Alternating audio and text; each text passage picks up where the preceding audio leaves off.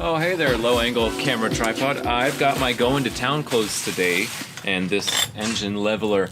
I've got tired of using a seatbelt, and frankly, I needed the seatbelt so I could do my seat webbing. But I got something a little more kosher for hoisting an engine up and down. And the reason I'm putting this in the trunk right now is my engine's ready to pick up from the rebuild.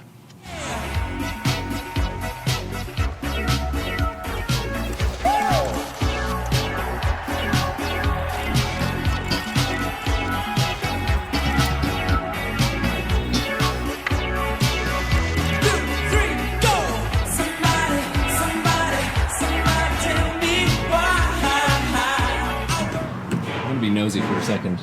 It's still got a good crosshatch on it. Ain't that nice? But honestly, why not just go for a B20? No, I get it. You want to keep the Volvo original. Okay, we're all set. Let's boogie. Just a quick stop on my way home to Engine Performance Warehouse, and EPWI is the place to be. This is, I'm gonna get some red paint here. Same thing like with the VHT, the closest match to the Volvo red is Ford red, which I think is number 550 here. They don't sell to the public, so at least I had an in. And back home now we go. Well, this is a bit awkward.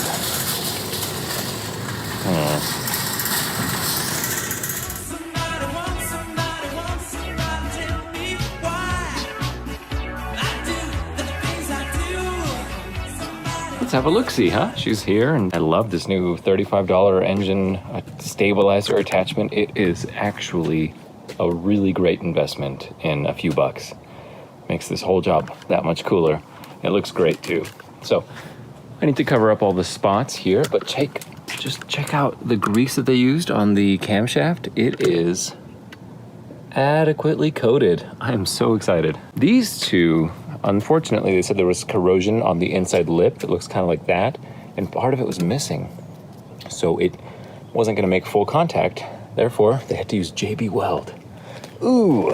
So anytime I need to get those, it's gonna be a real mammoth task. I am gonna add extra glue just because I get nervous, since the last two engines they did not add any sealer to them. So this time I asked 3 times, hey, I just wanna make sure you guys put glue on there, and they were like, yes, we put glue. Here's what we did. Check it out, it's brown. The whole main rotating assembly is bolted up. Looks like an engine. You'll notice the camshaft is sitting a little too far back right now. Yeah, see how it's not center there? It's probably butted up against the rear. You know, if you were to hammer on it, it would pop the rear plug naturally. But this is probably just from storing it vertically. It must have just slid back a little bit, so I don't think there was any force put on that plug. 1974 B30, 8-bolt crank. Oh, speaking of, now we just have ourselves a decoration. Right there. You see those? Yep. So they removed it, and now we have actually a flywheel here that has no ring gear, but still good for parts. And a flywheel that is beautifully resurfaced and ready for my clutch and installation. I'm feeling great. The only thing, there's one thing that's holding me up right now. Oh yeah, the transmission. Oh, that's weighing heavy on me, so I better get started on it today. I'll start the engine. We will paint. I will cover, mask, wipe it down with mineral spirits, spray it, let it dry a little bit, add a second coat of paint, probably use up both cans, and move on to rebuilding the transmission while it's curing overnight. So it'll be at least 24 hours before this thing gets any sort of chemicals on it.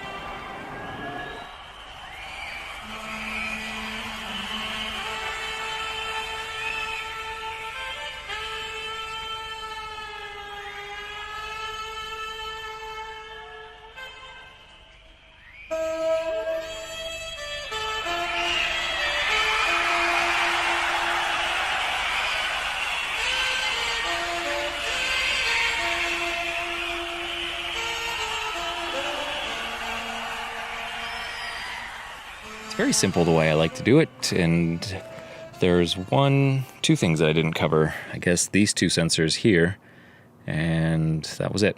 All right, so I attached the plugs up top and added a nice big coat of red paint on the top, because that's the shiny bit. That's what you see, so your eye's going to kind of gravitate to the top here.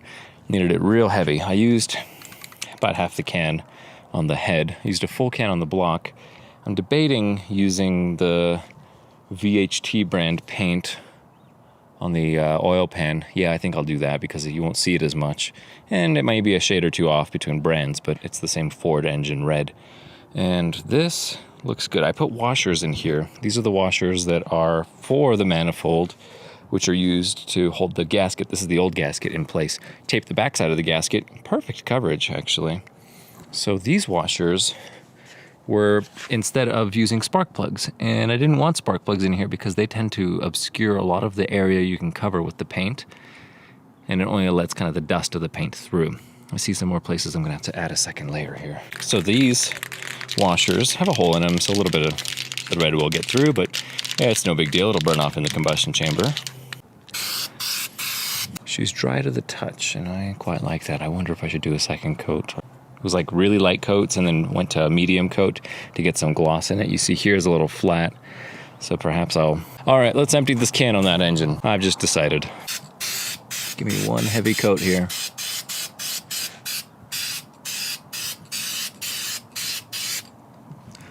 And there's going to be a run.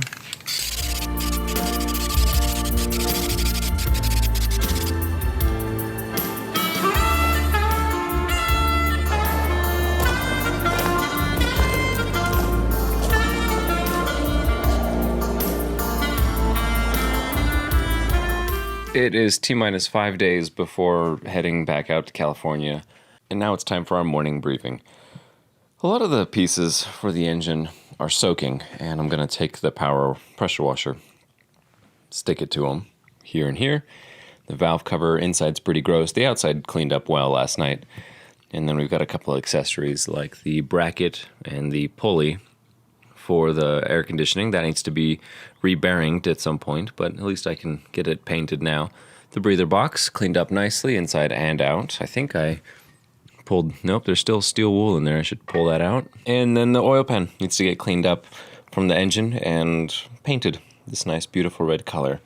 As you see, this comes off, and this cover here will come off. That's just the spare dirty one. If the engine stand arrives today, as is expected, I will have this thing on it, upside down. I can install the oil pump. I can install the oil pan. That will complete the very bottom. The next thing to do would be to install the timing gears and the water pump. Moving on to the rear main seal housing. Once I clean up everything there, that actually will go on before the oil pan gasket because there are trimmings that you have to do on the paper gasket. Once the three sides are complete, then I can start working on the top side, bolting the head with the head gasket. I think completely torqued is the way to go right now, and then after it warms up the first time, I'll have to go through and retorque the bolts just for that continued assurance. Some of the small connecting details, of course, the motor mounts, the actual fuel pump, the breather box, the tube here for the dipstick, the distributor mount, oil pressure sensor, another motor mount, and that's about it. The other things that are going to be a little superfluous. On the head specifically, I'm going to have two sensors that are not used. I don't have plugs for them right now, so I will just put the old sensors in. At some point, I should get plugs. I like that the paint has filled in very nicely around these injector plugs, so that should work out really well. I'm really happy with this paint. I am just thrilled all about it. But let's get that pressure washer out. I think my goal today is to have everything ready to put on the engine and all of the hard labor of assembling the bits and pieces. I really like this chain attachment. This is so cool. But what are we going to do about mounting the engine? I guess we'll have to use the manifold studs and probably this bolt hole here later for getting the chain attached. Yeah, those might be our only two options there. Pretty cool little trick here, huh? Just grab some old oil pan bolts or something. Wrap a little tape in there if you need to make the space bigger. Let's put on our 80s synthesizers and grab some SPF and get to work.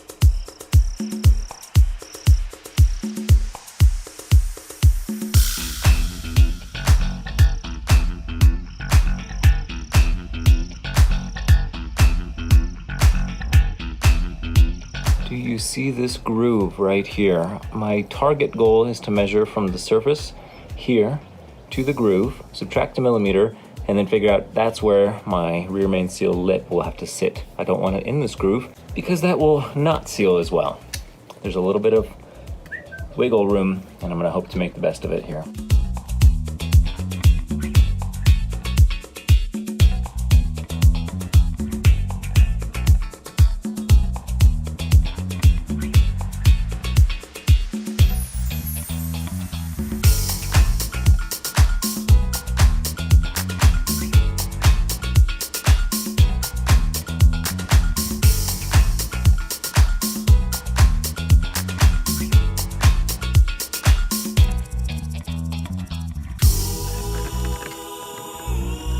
It's a bummer when the sunset's nice and then the exposure on the phone's a little too dark because, well, you gotta see it to appreciate it, you know? Seems like this state always gives you something to look forward to every day.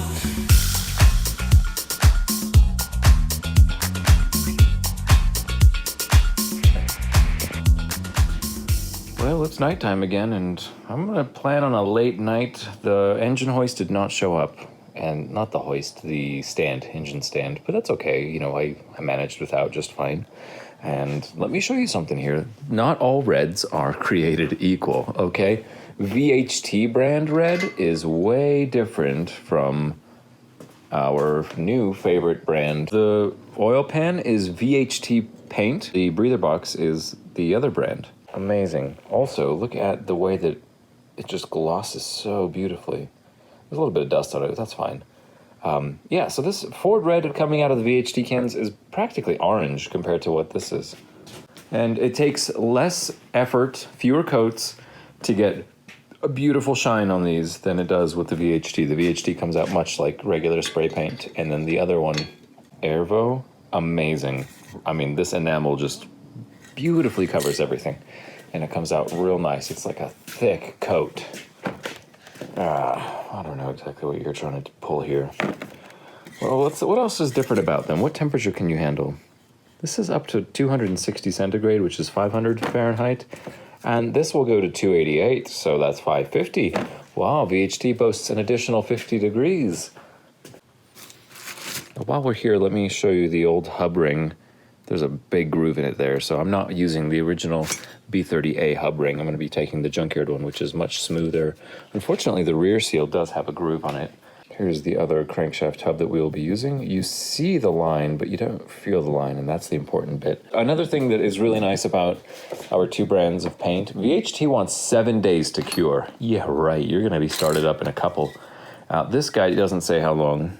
And let's just get right back to it. More wire wheel, more bolting, torquing, siliconing, sealing, and hopefully no crying. We'll avoid that today.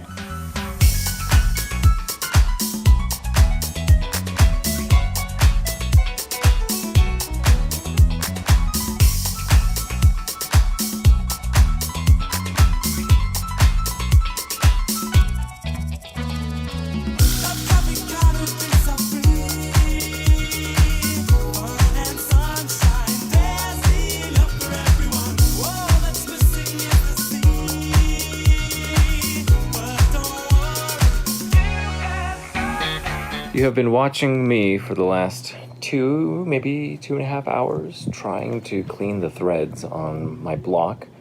And I'm tapping them, chasing them, Q-tipping them, PB blasting, picking, screwdrivering, whatever it is. So the point is, I eventually was like, look, I'm fighting these two right here to try and get all the way down clear threads. Now, the dashed line here on my bolt is the mark where when you hand tighten the bolt, that's where it should go, all the way to that dashed line.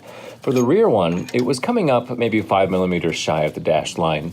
And actually what really helped was the Q-tips, because chasing the threads and trying to stuff a towel in there, it wasn't getting all the way to the bottom. So it's a little bit better now. I've probably chased the threads 7 or 8 times on this one, because each time you can go a little bit more, and then it starts to feel like the tap might break, and that would be awful to happen. But it's coming up just shy, and if I really put some torque on it, I can get those last few threads. But then I had the wise idea, let me go measure my head. And the head back there sits at about 86 millimeters from the height of where the bolt surface will be, the shoulder of the bolt here, to the bottom of the head. So essentially, you don't have to clean the threads perfectly top to bottom, because there's going to be a little bit of extra room, and essentially I need 86 millimeters of clearance. So if the distance from the top of the bolt to here is fewer than 86 millimeters, that means I'll get maximum clamping force. If it's greater, that means that the bolt will be butting up against whatever debris is down in the hole, and I won't be getting clamping force on my head, and therefore not on my head gasket.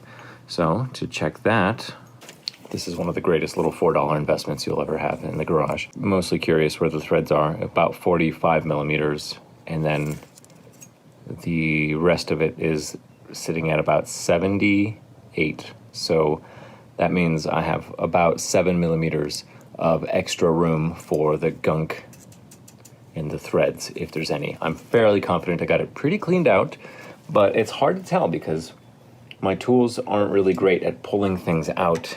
After the threads finish, right about 35 millimeters, it's just coming up too tight, and it makes me a little too nervous. In fact, all these thread taps seem to be a little too aggressive. You can see the threads here are the clean part, and then the threads here are the ones that I chased, and it just came and cut a lot of the paint, maybe not the paint, but like the surface level of the bolt, and made the threads look like this. So it almost looks like it's stripped a certain degree off of the bolt, but then I was like, man, maybe I shouldn't have done that. Maybe I should get an unmolested bolt. And I was starting to worry maybe I'm getting too much wiggle in there, because as you tighten the bolt, you do have a little bit of wiggle. This is an unchased bolt and an unchased thread hole.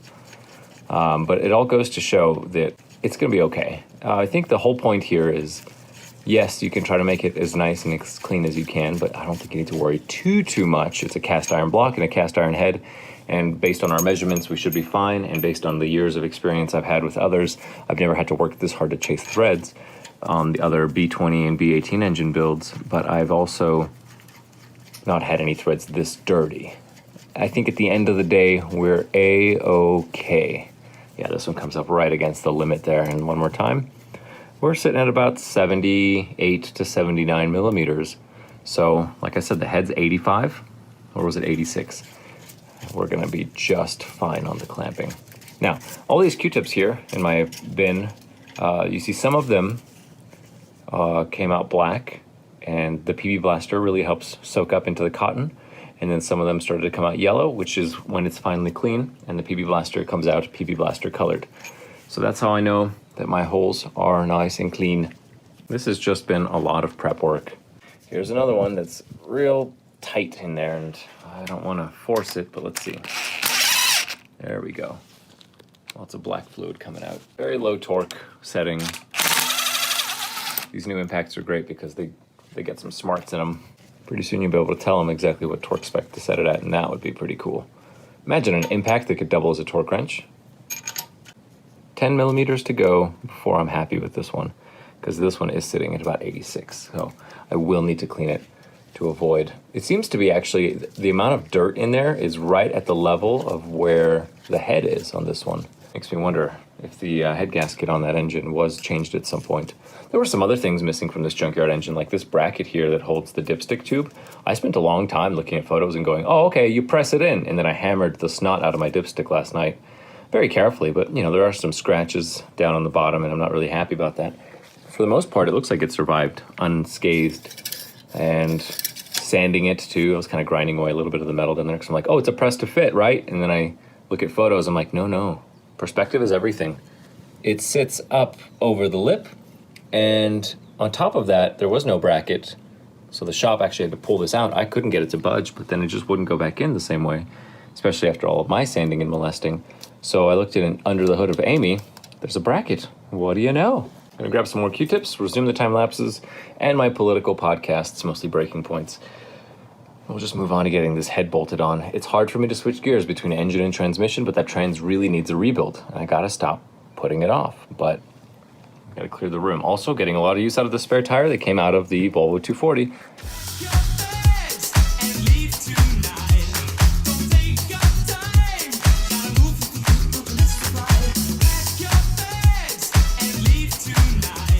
Join me here in my clean room. What is it called? The space where they make computers. There's no dust. Whatever it is. I would be remiss to not show you the work done on the head here. The valves all turned out to be okay. They all have a 3-angle grind, and especially important, new exhaust valve seats. Everything's very pretty down here.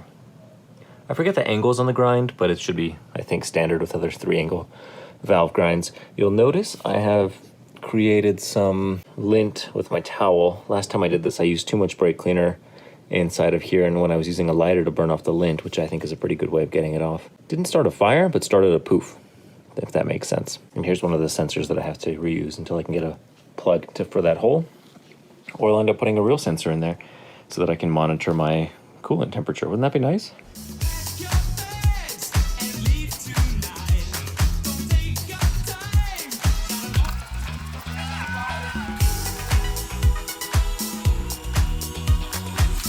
It's definitely braking on those corners. That is too bad. What can you do, Never had this happen before. I wonder if it's the dowel pins that were a little deformed when they were hammered back in by the machine shop.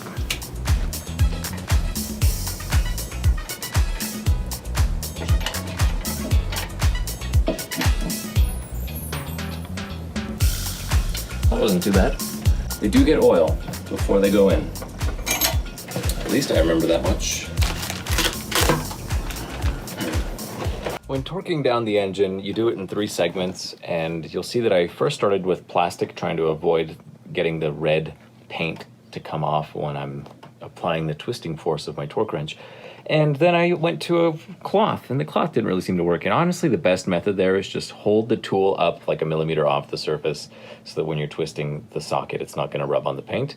And it survived. Actually, I'm very impressed that even the bolts didn't flake off part of the paint. That's another reason why this is so much better than the other red paints I've used in the past. Even the one that VP sells. I love you guys, but this paint is awesome. Now, 3 steps. Stage 1, 30 foot-pounds in sequence. All 14 bolts start at one spot in the very middle and work your way kind of in a spiral outward. Then you go to 58 foot-pounds, followed by 65 at the final tightening, which was only like 30 to 45 degrees of an additional turn. I don't remember it being that small of a torque, or maybe I just feel more confident now and everything felt pretty smooth, but it felt like with the early engines, the B20s, that last step up to 65, I was worried about a bolt breaking, but everything went really smoothly here, probably because I chased every thread, cleaned it really well, and then oiled the new bolts very lightly. If you put too much oil on the bolts, it'll come up through the holes and permeate around the new fresh head gasket. That's no good. Looks pretty good. I'm going to attach the rocker assembly later because I want this clearance here for my chains to bolt up. I'm not really sure where yet. There's lots of holes actually on this engine for bracketry, and I like that. But I'm going to attach the chains and get this kind of back up on the hoist so that it's ready to put in the car. I guess this just means transmission time. I need a workbench. That's too flimsy. That's too flimsy. The only one that's real doable is kind of hiding in the corner, so it looks like I'm going to spend about an hour or 2 reorganizing the garage here so I can have a workbench. I just need stuff out of the way so I can get more stuff in the way of the car.